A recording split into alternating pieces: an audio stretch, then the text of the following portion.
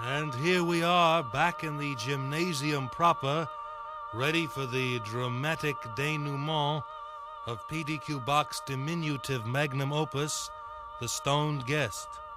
This is your host, Milton Host again, and the action will continue here this afternoon as Don Octave, his sister Donna Ribalda, and his increasingly affectionate acquaintance, Carmen Ghia, bemoan the fact that they are lost in a strange forest with little chance of rescue. Just when things seem darkest, however, who should arrive on the scene but a large dog? He is, of course, the traditional Saint Bernard with the traditional casque around his traditional neck, and his appearance causes general rejoicing until it is discovered that the brandy cask has already been relieved of its contents. Don Octave's anguished cry, "Now who could have emptied it?"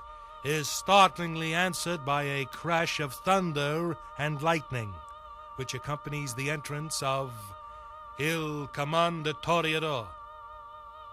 As the new arrival staggers about the stage, an intimate conversation between Don Octave and Carmen Ghia reveals the true identity of the inebriated knight.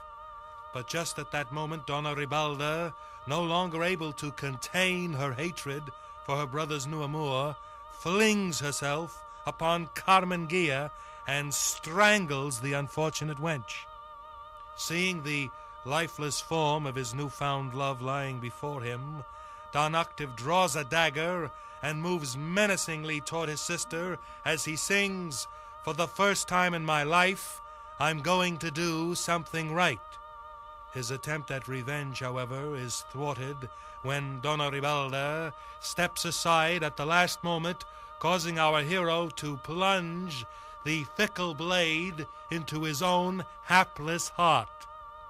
As he lies on the ground, ignominiously dying, Il Commendatore suddenly draws a pistol and fires it at an extremely surprised Donna Ribalda, who nevertheless falls over and dies.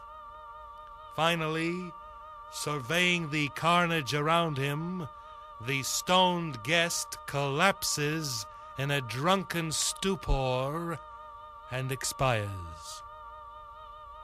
P.D.Q. Bach originally intended to end his opera at this point, but the manager of the Wein am Rhein Volkstheater, Rudolfo Bingo, persuaded the composer that the gay, fun-loving audiences of that town would never accept such an unhappy ending.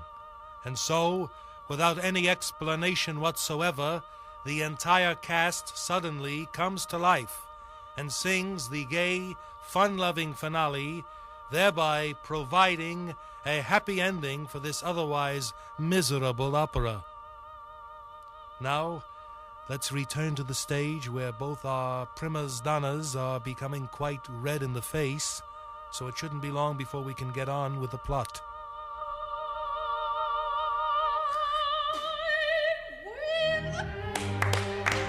The winner is Carmen Ghia at 11 minutes and 23 seconds. Because nothing.